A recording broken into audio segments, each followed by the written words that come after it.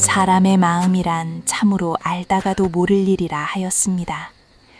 어제의 천사가 오늘의 악마가 되기도 하고, 만인의 손가락질을 받던 죄인이 알고 보니 누군가를 살리기 위해 스스로 지옥을 택한 성자였더라는 이야기가 옛 기록과 야사 속에 끊임없이 등장하는 이유도 어쩌면 그 때문일 것입니다.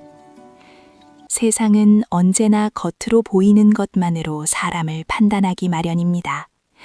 하얀 옷을 입었다고 해서 모두 선한 사람은 아니며, 검은 옷을 걸쳤다고 해서 모두 악한 사람도 아닙니다.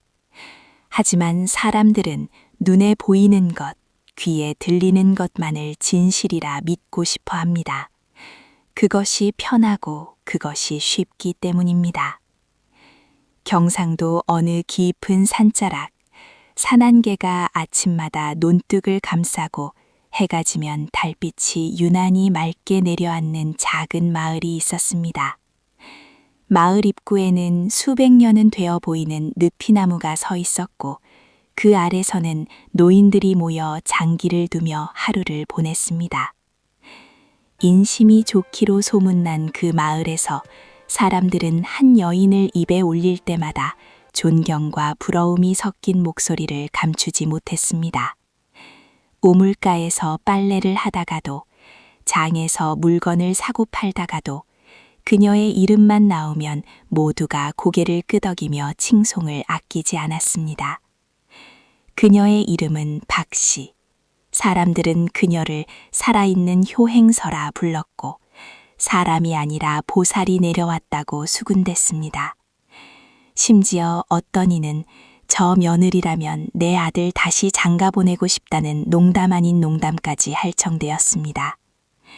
그런데 어느 달 밝은 밤, 이상한 일이 벌어졌습니다. 그 효부가 눈먼 시어머니를 등에 업고 사람들의 눈을 피해 깊은 산속으로 향하는 모습이 목격되었습니다. 우연히 늦은 시간 산 아래 밭을 지나던 최서방이 처음 그 모습을 보았습니다. 달빛 아래 흰 저고리를 입은 여인이 누군가를 업고 비틀거리며 산으로 올라가는 뒷모습이었습니다. 저게 누구지? 이 밤중에 산으로. 최서방은 이상한 예감에 몇 걸음 뒤따라갔습니다. 그리고 그는 똑똑히 보았습니다. 그 여인이 바로 박씨였고, 등에 업힌 이가 눈먼 시어머니라는 것을. 그는 급히 마을로 돌아와 몇몇 사람들에게 이 사실을 알렸습니다. 사람들은 처음에는 믿지 않았습니다. 말도 안 되는 소리, 그 효부가 그럴 리 없어. 하지만 최서방의 확신에 찬 목소리에 사람들은 불안해지기 시작했습니다. 그리고 다음 날 아침, 박 씨는 홀로 산에서 내려왔습니다. 그녀의 등에는 더 이상 시어머니의 숨결이 없었습니다.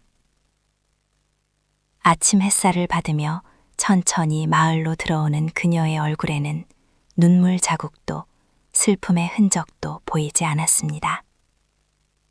그저 담담한 표정으로 마치 오래전부터 예정되어 있던 일을 마치고 돌아온 사람처럼 조용히 걸어올 뿐이었습니다. 마을은 순식간에 뒤집혔습니다. 어제까지 찬사를 보내던 사람들의 입에서는 차가운 말들이 쏟아졌습니다. 봤느냐, 결국 본색을 드러냈구나. 효부인 척하더니 짐 되니까 버린 거지. 사람 마음이 다 그런 법이야. 젊은 나이에 늙은이 모시는 게 얼마나 힘들었겠어.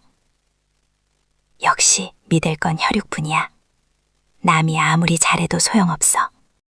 분노는 전염병처럼 빠르게 퍼져나갔습니다. 어제까지 박 씨에게 인사를 건네던 사람들은 고개를 돌렸고, 그녀가 지나가면 뒤에서 수근거렸습니다. 아이들조차 그녀를 가리키며 나쁜 며느리라고 손가락질하기 시작했습니다. 과연 그날 밤 그 깊은 산속에서는 무슨 일이 있었던 것일까요? 안녕하십니까? 옛사람들의 삶과 지혜, 그리고 가슴 시린 사연을 전해드리는 비사 보관소 달밤의 이야기입니다. 긴 하루를 마치고 이 늦은 밤 혹은 이른 아침 여러분과 함께 오래된 이야기 하나를 나누게 되어 참으로 기쁩니다. 오늘도 찾아주신 귀한 발걸음에 감사드립니다. 세상에는 기록되지 않은 이야기가 기록된 것보다 훨씬 많습니다. 역사책에는 임금과 대신들의 이야기만 가득하지만 진짜 삶은 이름 없는 백성들의 하루하루 속에 숨어 있었습니다. 그들의 웃음과 눈물, 사랑과 미움, 희생과 배신, 그 모든 것이 모여 진짜 역사를 만들었습니다. 오늘 우리가 함께 들을 이야기도 그런 것 중 하나입니다. 어느 기록에도 남지 않았지만 마을 사람들의 입을 통해 대대로 전해 내려온 이야기. 들으면 들을수록 가슴이 먹먹해지는 이야기입니다. 여러분의 구독과 좋아요, 그리고 한 줄의 댓글은 잊혀질 뻔한 이야기를 다시 살려내는 큰 힘이 됩니다. 알림 설정까지 해주신다면 더욱 감사하겠습니다. 자, 그럼 오늘의 이야기 속으로 조심스럽게 들어가 보시지요. 마음을 차분히 가라앉히시고 귀를 기울여 주십시오. 박 씨는 20살을 간 넘긴 나이에 시집을 와 결혼한 지 3년 만에 남편을 병으로 잃었습니다. 어느 해 봄 갑작스러운 온역이 마을을 휩쓸었고 남편은 그 병에 걸려 열흘을 넘기지 못하고 세상을 떠났습니다. 아직 아이도 없던 젊은 과부였지요. 남편의 장례를 치르는 동안 박 씨는 눈물 한 방울 흘리지 않았습니다. 사람들은 저 며느리 맹정하다고 수근거렸지만 그녀는 그저 묵묵히 해야 할 일을 했습니다. 상여가 나가는 날에야 비로소 그녀는 관 앞에 엎드려 통곡했습니다. 그 울음소리는 산을 넘어 메아리쳤고 듣는 이들의 가슴을 찢었습니다. 하지만 박 씨는 친정으로 돌아가지 않았습니다. 주변 사람들은 모두 말렸습니다. 아직 젊은데 무슨 수절이냐, 친정으로 돌아가거라. 시집에 자식도 없는데 뭐하러 남아있느냐. 이제 네 인생을 살아야지. 하지만 박 씨의 대답은 한결같았습니다. 집에는 앞을 보지 못하는 시어머니 최 씨가 남아있습니다. 저를 낳아주신 부모님도 소중하지만 저를 며느리로 받아주신 시어머니를 어찌 버리겠습니까? 사실 최 씨는 박 씨가 시집 오기 전부터 앞을 보지 못했습니다. 젊었을 때 한번 크게 앓고 난 뒤 시력을 잃었고 남편마저 일찍 세상을 떠나 아들에게 의지하며 살아왔습니다. 그런 시어머니에게 며느리 박 씨는 눈이자 발이었습니다. 박 씨의 하루는 새벽부터 시작되었습니다. 동이 트기 전 일어나 우물에서 물을 길어와 아침 식사를 준비했습니다. 시어머니는 이가 약해져 질긴 것을 씹지 못했기에 모든 음식을 부드럽게 만들어야 했습니다. 나물은 잘게 다지고 고기는 오래 삶아 결을 풀었습니다.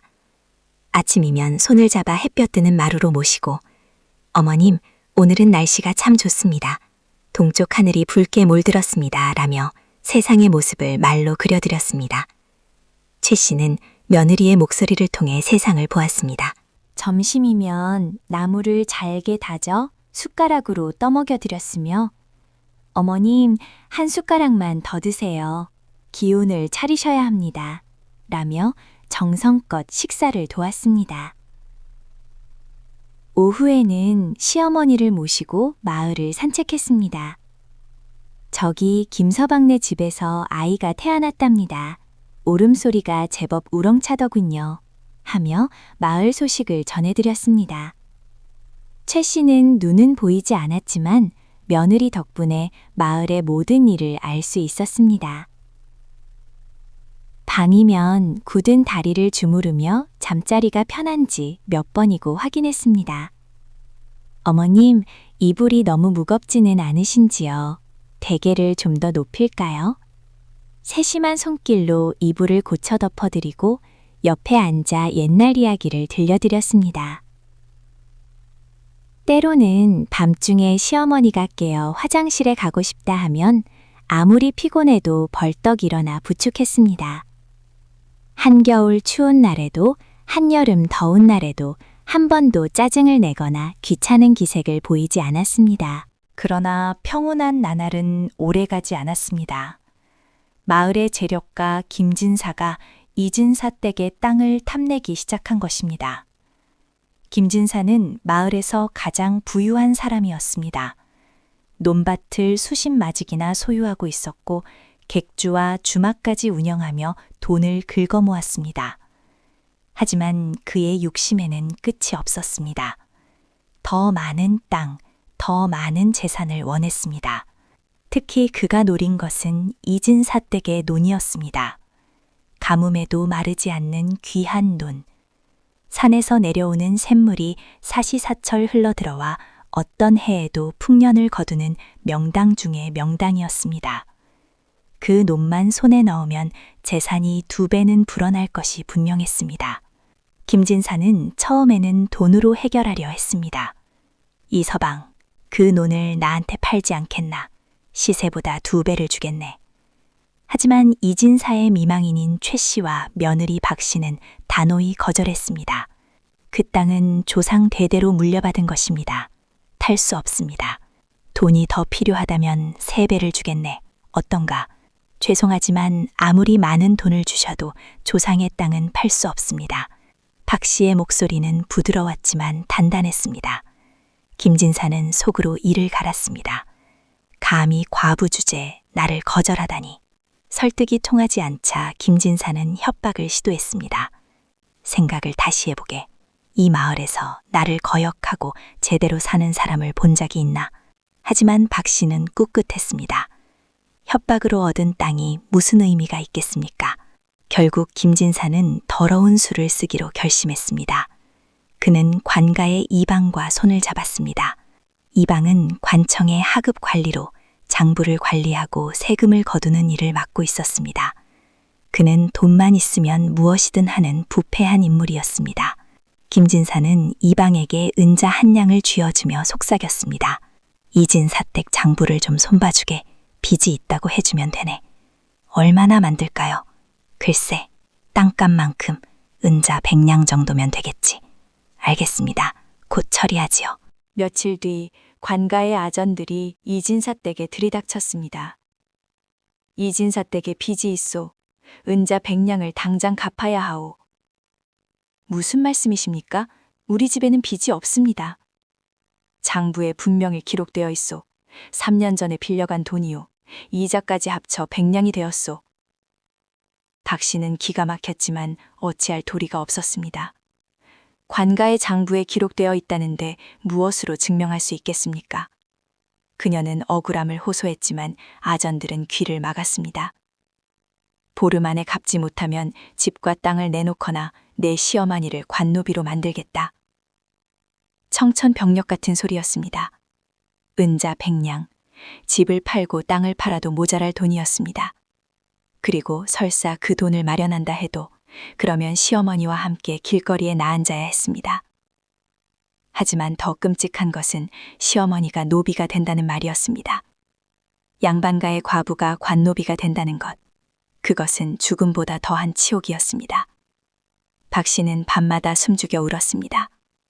시어머니가 주무시는 방에서 멀리 떨어진 부엌 구석에 쪼그리고 앉아 소리 없이 눈물을 흘렸습니다. 하지만 그 울음은 눈먼 시어머니의 귀에도 모두 들리고 있었습니다. 최 씨는 알았습니다. 이 모든 일이 자신 때문에 벌어지고 있다는 것을. 자신만 없으면 며느리가 재혼을 해서라도 새 삶을 살 수 있다는 것을.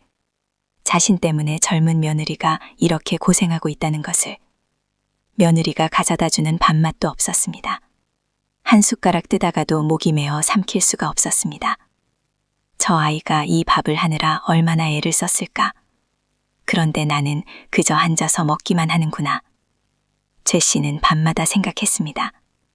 내가 없어지면 모든 게 해결되지 않을까. 김진사도 땅을 빼앗을 명분이 없어지고 저 아이도 자유로워질 텐데. 그녀는 며느리에게 넌지시 말을 꺼내보았습니다. 박 씨야, 예, 어머님. 내가 너무 짐이 되는 것 같구나. 무슨 말씀을 하시는 겁니까? 아니다. 네가 재혼을 해야 하는 것 아니냐. 나 때문에. 어머님, 그런 말씀 다시는 하지 마십시오. 저는 어머님을 모시기로 마음먹었습니다. 며느리의 목소리는 확고했지만 최 씨는 그 안에 숨겨진 고통을 느낄 수 있었습니다. 내가 살아있는 한 저 아이는 벗어날 수 없겠구나. 그날 이후 최 씨의 마음속에는 하나의 결심이 자리 잡기 시작했습니다. 그리고 그 결심을 실행하기 위해 그녀는 일부러 며느리에게 냉정하게 굴기 시작했습니다. 시어머니의 말은 거칠어졌습니다. 밥이 왜 이리 짜냐? 물이 너무 뜨겁다. 조심성도 없이. 네가 하는 일이 마음에 들지 않는다. 며느리를 밀어내려는 듯한 모진 말이 이어졌습니다. 박 씨는 당황했지만 그저 더 잘하려고 노력할 뿐이었습니다. 어머님, 제가 부족합니다. 더 잘하겠습니다. 하지만 최 씨의 마음은 찢어질 것 같았습니다. 미안하다, 아가야. 이게 다 너를 자유롭게 해주려는 것이란다. 나를 미워해다오.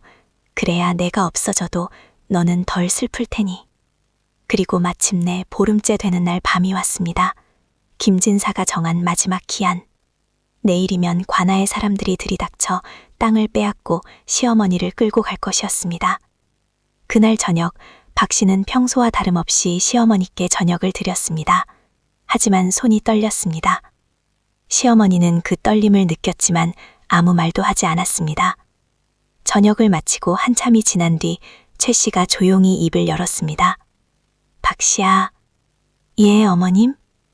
오늘 산에 좀 다녀오자꾸나. 예? 이 밤중에요? 그래, 달이 밝으니 괜찮을 게다. 내가 마지막으로 산공기를 마시고 싶구나. 박 씨는 이상했지만 거절할 수 없었습니다. 시어머니의 목소리에는 어떤 절박함이 묻어 있었습니다. 그녀는 시어머니를 업었습니다. 평소보다 가벼워진 몸.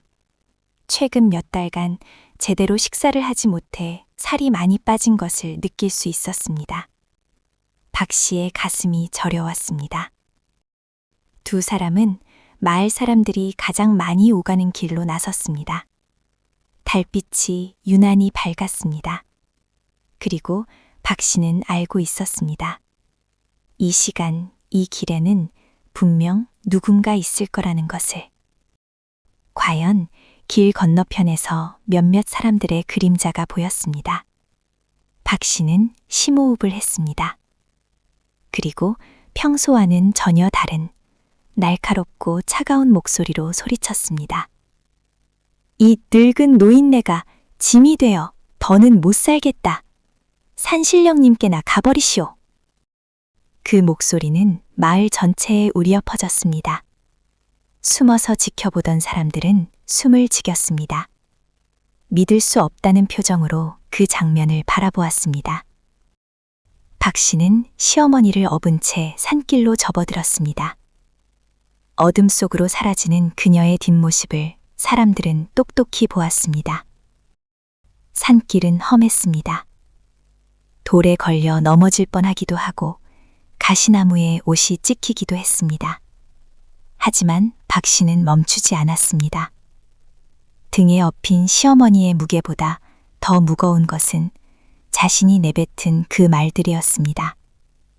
한참을 올라가자 작은 산정이 나타났습니다. 그곳에는 오래된 산신각이 있었습니다. 박 씨는 그곳에 시어머니를 내려놓았습니다. 어머님. 박 씨의 목소리는 떨리고 있었습니다. 이제 연기가 아니라 진심이었습니다. 제가 이럴 수밖에 없었습니다. 최 씨는 며느리의 손을 꽉 잡았습니다. 눈물이 주름진 볼을 타고 흘러내렸습니다. 알고 있다, 아가야. 다 알고 있어. 너무 미안하구나. 어머님, 여기서 하룻밤만 참으십시오. 내일이면 모든 게 끝날 것입니다. 박 씨는 품속에서 두툼한 이불을 꺼내 시어머니를 덮어드렸습니다. 그리고 따뜻한 차와 음식을 꺼내 곁에 두었습니다. 모든 것이 미리 준비된 것들이었습니다. 제가 새벽에 다시 오겠습니다.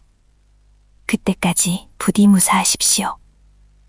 너는 어찌 될 것이냐? 저는 괜찮습니다. 어머님만 무사하시면 됩니다. 박 씨는 절을 올렸습니다. 그리고 산을 내려갔습니다. 뒤돌아보지 않았습니다. 돌아보면 마음이 약해질 것 같았기 때문입니다. 다음 날 아침 박 씨는 혼자 산에서 내려왔습니다. 일부러 천천히 사람들이 볼 수 있도록 걸었습니다. 마을 사람들은 그녀를 기다리고 있었습니다. 우물가, 장터, 어귀, 사람들이 모일 수 있는 곳마다 인파가 가득했습니다. 박 씨가 마을로 들어서자 사람들이 그녀를 둘러쌌습니다. 시어머니는 어디 있느냐? 정말 버렸느냐? 이 폐륜녀야. 박 씨는 고개를 숙인 채 아무 말도 하지 않았습니다. 그녀의 침묵은 사람들의 분노를 더욱 부채질했습니다. 말을 해. 시어머니를 어디에 두고 왔느냐? 산 어디쯤에 계시냐? 우리가 찾아와야겠다. 하지만 박 씨는 입을 열지 않았습니다. 그저 고개만 숙인 채 모든 비난을 받아들였습니다. 마을의 김진사가 앞으로 나섰습니다. 그의 얼굴에는 교활한 미소가 번지고 있었습니다. 여보게들 진정들 하시게. 이 여인이 효부인 줄 알았더니 이런 폐륜을 저지르다니 참으로 한심한 일이로세. 김진사는 속으로 쾌재를 불렀습니다. 이제 저 집 땅은 내 것이나 다름없어. 폐륜을 저지른 집안에 누가 땅을 맡기겠는가. 한 노인이 앞으로 나서며 박 씨에게 침을 뱉었습니다. 내가 그렇게 칭찬했는데 사람을 속였구나. 젊은 여인들도 거들었습니다. 역시 믿을 건 혈육뿐이야. 아무리 잘해도 남은 남이지. 내 시어머니한테도 저러려나? 무섭다. 아이들까지 돌을 주워들었습니다. 나쁜 아줌마! 나쁜 아줌마! 박 씨는 변명하지 않았습니다. 고개를 숙인 채 모든 비난을 받아들였습니다. 그녀의 어깨가 떨리고 있었습니다. 눈물이 땅에 떨어졌습니다. 하지만 그녀는 끝까지 침묵을 지켰습니다. 그 이유를 아무도 알지 못한 채 말입니다. 사람들의 분노는 계속되었습니다. 누군가는 그녀의 집 담장에 붉은 글씨로 폐륜녀라고 썼습니다. 또 누군가는 그녀의 집 앞에 더러운 물을 뿌렸습니다. 박 씨는 그 모든 것을 묵묵히 견뎌냈습니다. 집 안으로 들어가 문을 닫았습니다. 그리고 혼자 무릎을 안고 앉아 있었습니다. 조금만 더 견디면 됩니다. 그러나 그때 마을 입구에서 말발굽 소리가 들려왔습니다. 길을 비키시오! 길을 비키시오!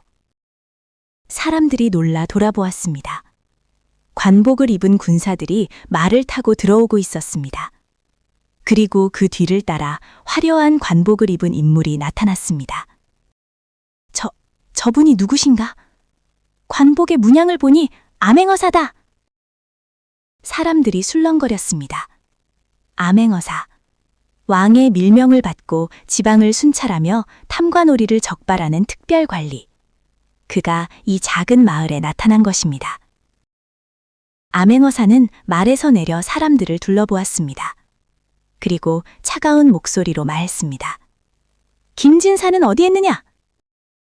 김진사의 얼굴이 하얗게 질렸습니다. 다리가 후들거렸지만 어쩔 수 없이 앞으로 나섰습니다. 소인이 김아무개입니다. 내 놈이 바로 이 마을에서 백성들의 땅을 탈취하고 관가를 매수한 역적이로 그다. 무슨 말씀을... 변명 마라. 모든 증거가 다 있다. 암행어사가 손을 들자 군사들이 김진사를 포박했습니다. 그리고 함께 잡혀온 관가의 이방도 끌려왔습니다. 이놈들이 짜고 얼마나 많은 백성들을 괴롭혔는지 낱낱이 밝혀질 것이다. 사람들은 숨죽여 지켜보았습니다. 도대체 무슨 일이 벌어지고 있는 것일까요? 그때 박 씨의 집 마당에서 이상한 일이 벌어졌습니다. 광문이 천천히 열리더니 그 안에서 한 노파가 걸어 나왔습니다. 저분은 사람들은 믿을 수 없다는 표정으로 그 노파를 바라보았습니다. 최씨 어르신, 시어머니가 살아계셨다. 죽은 줄 알았던 시어머니가 멀쩡히 걸어 나온 것입니다. 아니, 걸어 나왔다는 것 자체가 놀라운 일이었습니다. 눈이 보이지 않아 항상 누군가의 부축을 받아야 했던 분이 혼자서 걷고 있는 것입니다. 사람들은 더욱 혼란스러워졌습니다. 어르신, 눈이 보이시는 겁니까? 최 씨는 고개를 끄덕였습니다. 그녀의 눈에는 눈물이 가득했습니다. 그렇소, 보이오. 며느리 덕분에 다시 보게 되었소. 사람들은 숨을 삼켰습니다. 그제야 모든 진실이 밝혀지기 시작했습니다. 암행어사가 앞으로 나서며 말했습니다. 여러분, 들으시오. 이 모든 일은 철저한 계획이었소. 박 씨는 악녀가 아니라 시어머니와 이 마을을 구하기 위해 자신의 명예를 걸인 것이오. 암행어사는 천천히 사건의 전말을 설명하기 시작했습니다. 석 달 전 박 씨는 한양에 계신 먼 친척을 통해 나에게 편지를 보내왔소. 김진사가 관가와 짜고 억울한 백성들을 괴롭히고 있다는 내용이었소. 사람들이 웅성거렸습니다. 박 씨가 암행어사에게 편지를 보냈다니. 하지만 증거가 없었소. 김진사는 교활하여 모든 것을 치밀하게 감추고 있었소. 그래서 박 씨는 위험한 계획을 세웠소. 자신이 미끼가 되어 김진사를 유인한 것이오. 암행어사는 박 씨를 바라보았습니다. 그녀는 여전히 고개를 숙이고 있었습니다. 박 씨는 일부러 땅을 팔지 않았소. 김진사가 더욱 탐욕을 부리도록 유도한 것이오. 그리고 김진사는 예상대로 가짜 장부를 만들어 빚을 뒤집어 씌웠소. 이방이 고개를 떨구었습니다. 그의 죄가 명백해진 것입니다. 하지만 박 씨에게는 또 하나의 문제가 있었소. 바로 시어머니였소. 김진사는 시어머니를 노비로 만들겠다고 협박했소. 그래서 박 씨는 시어머니를 보호해야 했소. 최 씨가 앞으로 나서며 떨리는 목소리로 말했습니다. 그날 밤, 며느리는 나를 산속 산신각에 숨겨놓았소. 그리고 일부러 사람들이 보는 앞에서 나를 버리는 척했소. 모두를 속이기 위해서. 왜 그런 짓을 하셨습니까? 한 부녀자가 물었습니다. 최 씨가 대답했습니다. 김진사가 나를 노비로 만들려 한다는 것을 알았소. 그래서 며느리는 나를 미리 숨겨둔 것이오. 세상 사람들이 내가 산에 버려졌다고 믿으면 김진사도 나를 찾지 못할 것이라 생각한 거요. 그렇다면 눈은 어찌 된 겁니까? 최 씨는 부끄러운 듯 고개를 숙였습니다. 사실 내 눈은 1년 전부터 조금씩 보이기 시작했소. 하지만 며느리에게 짐이 되고 싶지 않아 계속 숨기고 있었소. 며느리가 나를 돌보는 게 행복해 보였기 때문이요. 사람들은 숨을 죽였습니다. 시어머니는 며느리에게 효를 베풀 기회를 주기 위해 눈이 보이는 것을 숨긴 것입니다. 암행어사가 계속 말했습니다. 박 씨는 나에게 연락을 취했고 나는 밀서를 보내 계획을 세웠어. 그날 밤 시어머니를 산에 숨기고 세상 사람들 앞에서 악녀가 되는 연극을 한 것이오. 그 사이 나는 김진사와 이방의 집을 수색하여 증거를 확보했소. 암행어사는 뭉칫돈이 든 주머니를 꺼내 보였습니다. 이것이 바로 김진사가 이방에게 건넨 뇌물이요. 그리고 이것은 가짜 장부를 만들라고 지시한 편지요. 증거는 명백했습니다. 김진사는 할 말을 잃었습니다. 그리고 이 과정에서 더 많은 진실이 밝혀졌소. 김진사는 지난 3년간 수십 명의 백성들에게 같은 수법을 써왔소. 무고한 사람들에게 빚을 뒤집어 씌우고 땅을 빼앗았소. 마을 사람들 사이에서 통곡이 터져나왔습니다. 우리 집 논도 그렇게 빼앗겼어. 내 아버지는 그 일로 병을 얻어 돌아가셨어. 분노와 슬픔이 뒤섞인 울음소리가 마을을 가득 채웠습니다. 암행어사가 엄숙하게 판결을 내렸습니다. 김진사는 백성을 기만하고 관가를 매수한 죄로 전 재산을 몰수하고 유배형에 처하노라. 이방 역시 같은 죄로 처벌하노라. 군사들이 두 사람을 끌고 갔습니다. 김진사는 끝까지 발버둥 쳤지만 소용없었습니다. 군사들이 떠나고 마을에는 정적이 흘렀습니다. 사람들은 박 씨를 바라보았습니다. 어제까지 돌을 던지고 침을 뱉던 바로 그 사람. 하지만 이제 그들은 무엇을 해야 할지 몰랐습니다. 한 노인이 천천히 박 씨 앞으로 다가갔습니다. 그리고 깊이 허리를 숙였습니다. 미안하오. 정말 미안하오. 그 말을 시작으로 사람들이 하나둘 무릎을 꿇기 시작했습니다. 저희를 용서해 주십시오. 우리가 어리석었습니다. 당신의 희생을 몰랐습니다. 박 씨는 고개를 저었습니다. 아닙니다. 여러분은 보이는 대로 믿으셨을 뿐입니다. 잘못이 없으십니다. 하지만 사람들의 눈에서는 눈물이 멈추지 않았습니다. 얼마나 고통스러웠을까요? 평생 쌓아온 명예를 하루아침에 버리고 세상의 손가락질을 받으면서도 침묵을 지켰던 그 시간이 시어머니 최 씨가 며느리에게 다가갔습니다.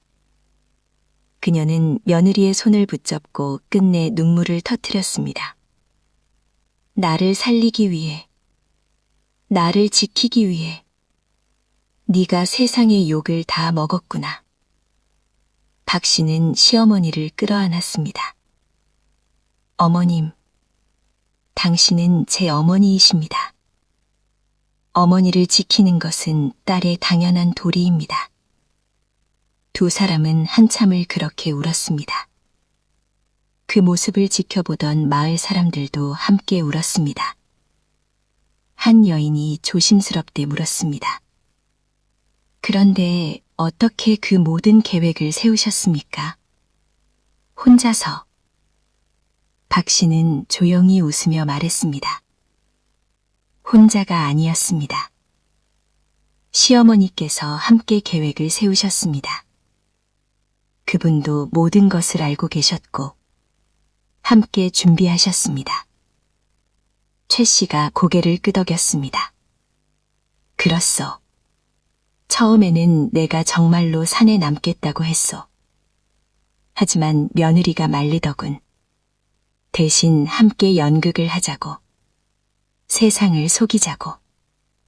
며느리가 욕을 먹을 텐데 어찌 동의하셨습니까? 며느리가 말했어. 진실은 늦어도 사라지지 않는다고.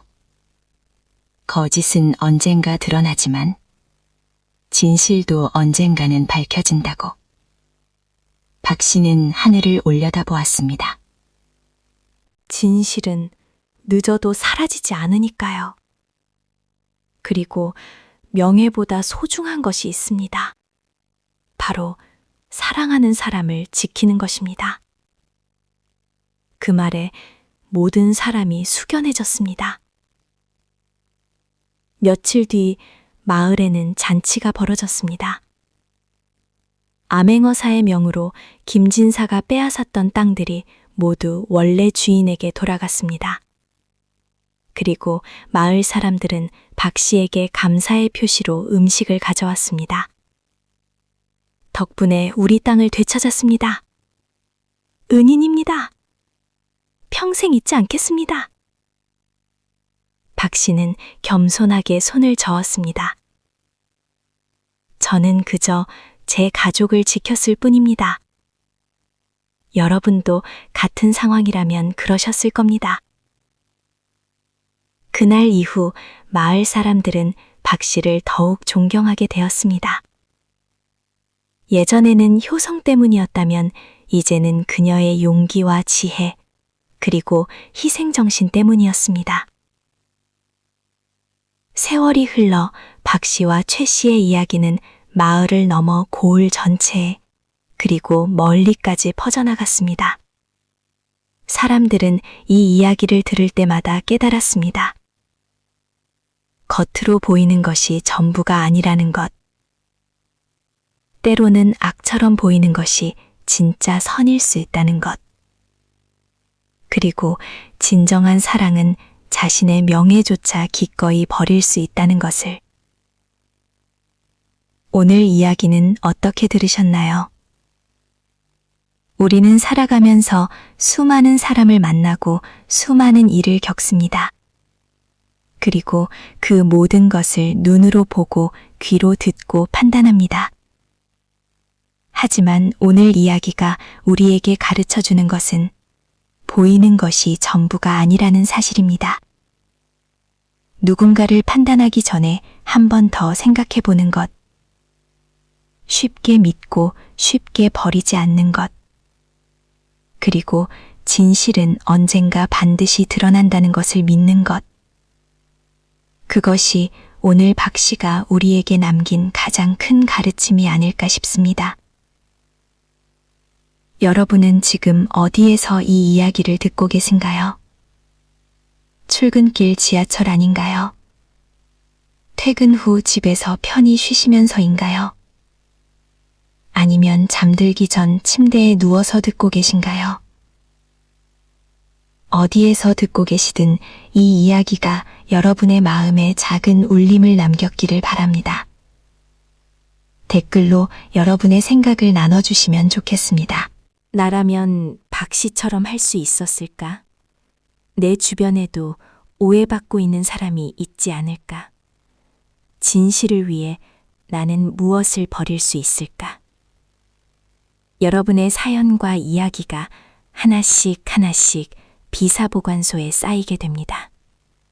구독과 좋아요, 알림 설정은 옛 이야기를 다시 살려내는 큰 힘이 됩니다. 조용한 밤 함께 해주셔서 감사합니다.